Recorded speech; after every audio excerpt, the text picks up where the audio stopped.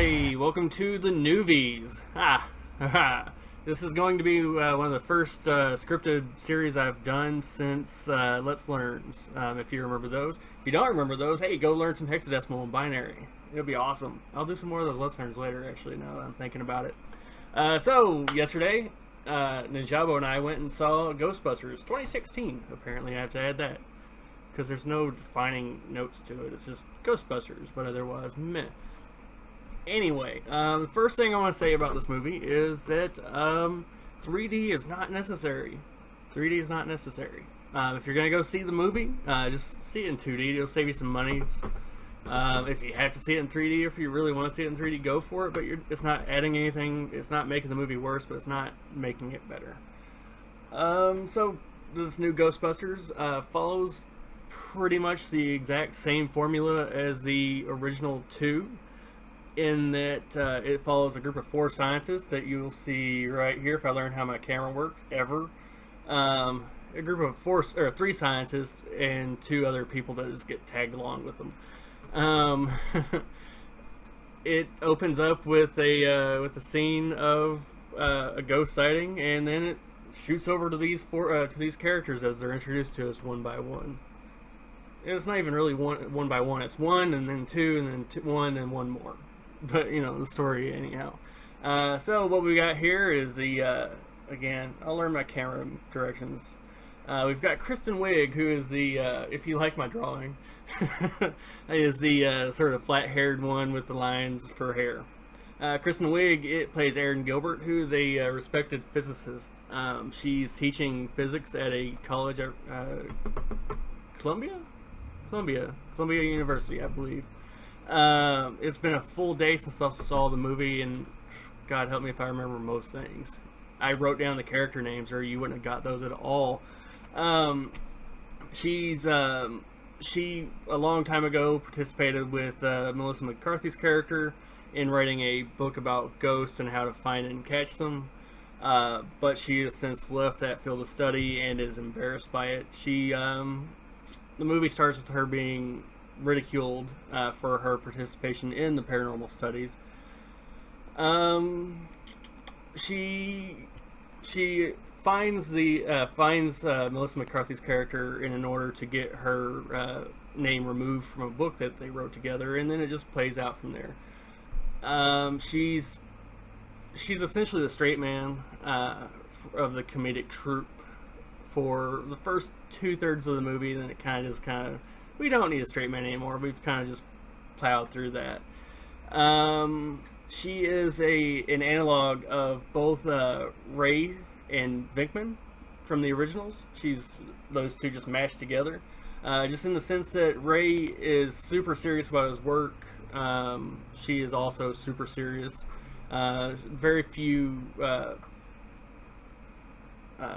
Very rarely does she break away from what she's doing to goof off.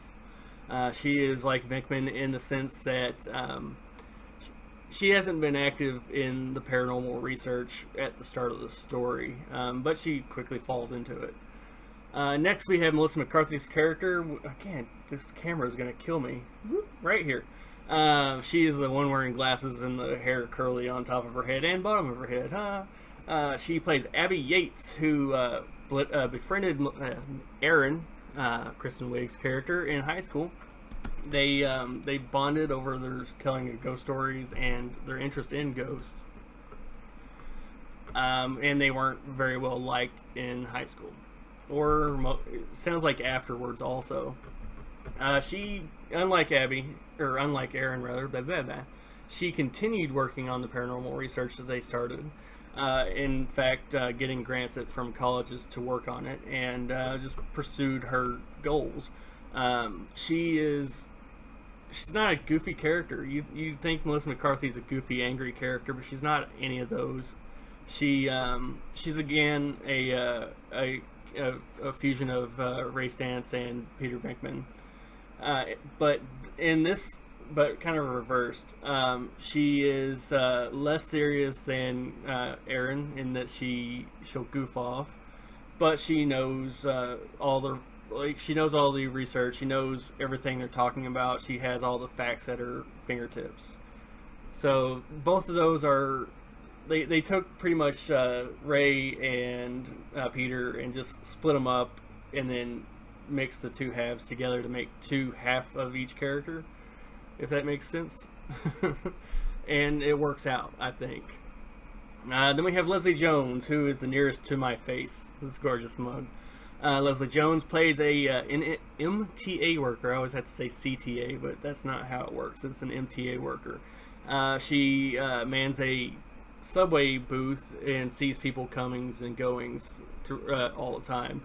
She spends her days reading non-fiction books about the city, so she knows a lot about the city's history, and that's what she adds to the team. She's not a scientist like the other ones are, but she knows how to relate to people, and she knows the city, where the others are the social awkward. Oh, we know the science, but we don't know how to do this. She knows how to find things that they need that's not science.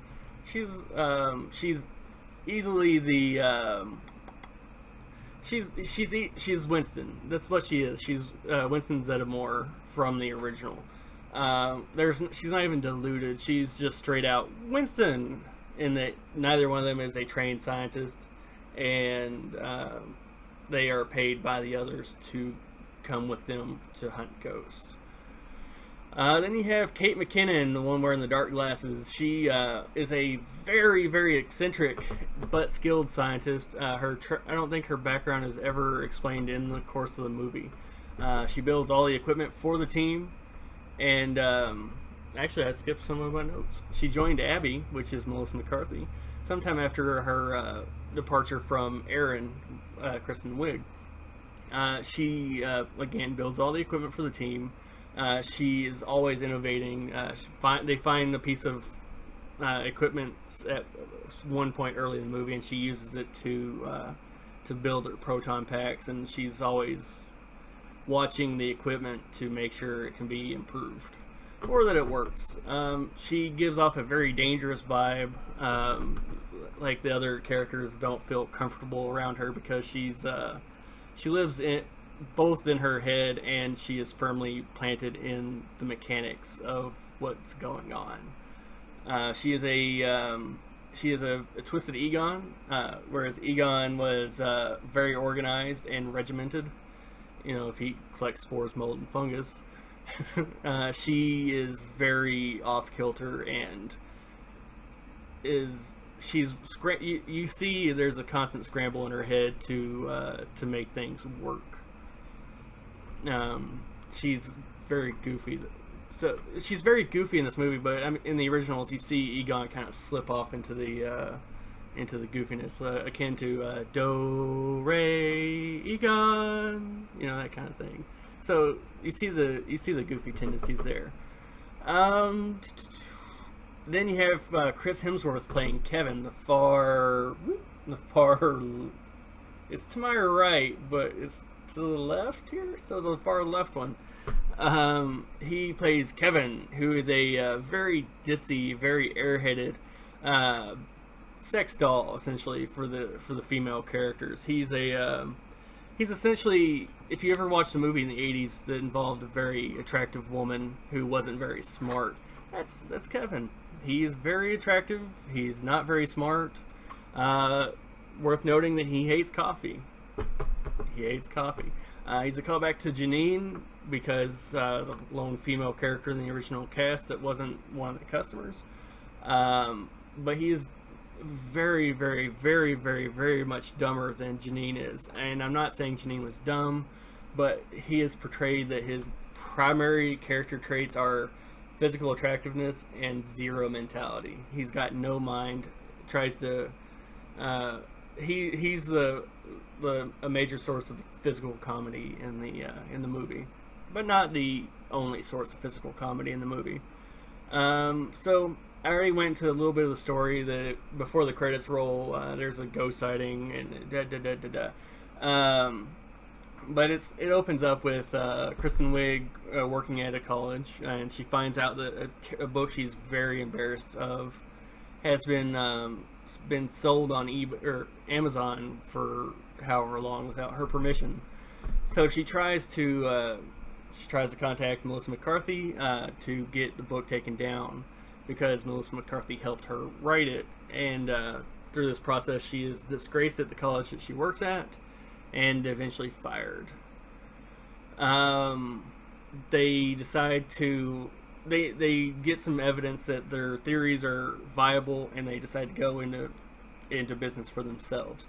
Again, it's a very similar thing to the originals. If you remember, Peter Venkman was a teacher at a college who eventually quit once his friends could prove to him that the science was viable, and they opened up a business by themselves. That's how the story opens. I'm doing my best to not give spoilers or ruin any jokes, but I may just get into that idea. We switch off to they find these machines being left around by the villain, because there is a very clear villain in this one. There usually is, though. Yeah, there's usually a clear villain in this. So they find this equipment left behind by the villain, and they use it to build their own equipment, and then they just kind of go on their adventures of ghost hunting, doing their best to feature every callback you can imagine without actually bringing it forward, until they eventually stumble upon that there is a villain, 1, and 2, what the villain's trying to do. And then from there it just goes to the standard, New York City's in danger, we have to save it, and then they do or they don't, depending on your view of movies. And then the movie ends with me at least hoping for a sequel. They give me great hope for a sequel to come out starring the same people. So I guess you can tell from my tone here, if I have a tone. I don't really keep tones, but you can tell that I like the movie, and I would like to see more of these people in these roles. Point of order, I don't do a lot of scripted things. I'm uncomfortable doing scripted things. Throughout the movie, you have so many parallels and callbacks. That's what I'm calling it, from this movie to the original 2. If there are any callbacks to the real Ghostbusters or the Extreme Ghostbusters, I missed them, because I wasn't a huge fan of Extreme Ghostbusters, and I don't remember the real Ghostbusters very much. But I remember the first 2 movies very well. So some of the callbacks and parallels is you have a mayor who is he's slightly antagonistic, but mostly couldn't care about the situation. You have the exact same features in Ghostbusters 2 in this one, in which there's a mayoral assistant who is corrupt and actively antagonizing the group, but is not the villain. There's a video on Cracked. I need everybody here to watch, and I might link it in the description. But there's a major there's a theory on Cracked videos that the government that the Ghostbusters is like a Tea Party wet dream. So in that the government is always the villain and the small business is the good guy. And that's pretty much what you get here. The government's not, again, the government's never the villain, but it's always an obstacle to the heroes. And you get that in the first movie, you get it in the second movie, and you have it in this movie. You have cameos from everybody that's ever mattered to the movie. You see Ecto-1, you have the firehouse, you have Slimer shows up with, there's even more Slimer than the original movie. And then you see, it's not a spoiler here, you're going to see Ernie Hudson and Dan Aykroyd and Bill Murray, and Harold Ramis even has a bust of himself somewhere show up. So you're going to see all the cameos. Dana, I forget her name, Sigourney Weaver shows up for a little bit. So you're going to see all the people that you care to see. Just trying to draw the connection between the two. And I actually have a fan theory that I'm working on about why these people are still in this. Like, it's the same universe as what I'm working on. There's a line. I'm going to put my hand up here. And while I have my hand up, mute it if you don't want to hear any spoiler. It's not really spoilerific, but if you don't want to hear anything about it, keep it muted while my hand is up. Okay? 1, 2, 3. So there's a scene in which the mayor is talking to the Ghostbusters, and he mentions that things like this happen all the time, and people forget about them. So that seems to me to say that that the 87 and 84 Ghostbusters actually is it 87 or 89? Anyway, Ghostbusters 1 and 2 actually happened, but people forgot about it because it's in their nature to do so. They also the cameos by the original Ghostbusters were applicable. Indicates to me that if this is the same universe, that they also forgot about it, but only through government intervention. The Homeland Security actually gets involved in this storyline, and perhaps they brainwashed the original Ghostbusters to make them think that they are who they are in this current movie. Can't say that for a fact, but that's my current theory. Okay, putting my hand down. Your sound should be back on. So something that you really want to grade this movie on is that it's a comedy. It's a sequel, it's a reboot, but it's also a comedy. So you're going to look for all the standard touchstones of a comedy. There are the downside. There are long, drawn-out jokes that need to end a little bit earlier. There's a scene early on with the dean of the college that Melissa McCarthy and Kate McKinnon work at. That it just goes on a little bit too long, and it could have been a little shorter. That's it. The joke worked once, and then they kept it like, hey, this joke is gonna keep rolling on. It's a Saturday Night Live skit. Just get used to it. In all the Melissa McCarthy movies, there's always an embarrassing confession that is done by somebody that's not being embarrassed by that confession. It's usually a stumbling statement about something that somebody did when something happened to them. But it's in there. It's in all Melissa McCarthy movies. Of course, there are quick jabs and trade quips. There's the male bimbo, which is a vaguely frankly fresh joke, because we always have bimbos in comedy movies starring men. So let's go with this one. It fits. It twists around. It's good to go. There are one-liners, and there's quirky scientists doing quirky things using words that you don't know and won't understand because they say it too fast and none of it makes sense paired together. But I like the jokes. I laughed at most of it. Again, you get physical shtick with Kevin, which is Chris Hemsworth. You have Patty, who is the more brute force push this joke through. Then you have the other three who are all sharing the same joke page, and they do quick jabs and they jabber on. But yeah, it's good. If you're interested, there's a post-credit scene, so don't get out of the theater, or don't leave your seat until after the blue screen pops up, because there's something going on the entire time during the credits. The credits were actually entertaining in themselves. I don't normally say, oh, those credits are entertaining, but there's no point at which the credits were just words on a screen. And again, there's a post-credit scene. I'm going to wrap up here with just a quick little thing. It's a good movie. Go see it. It's a good movie. It deserves to be seen. It deserves to be seen, and it should get a sequel. If it doesn't get a sequel, then I'll be disappointed. If you have any bias to the female cast, let go of it. It doesn't matter. Just see the movie. It's going to be alright, I promise.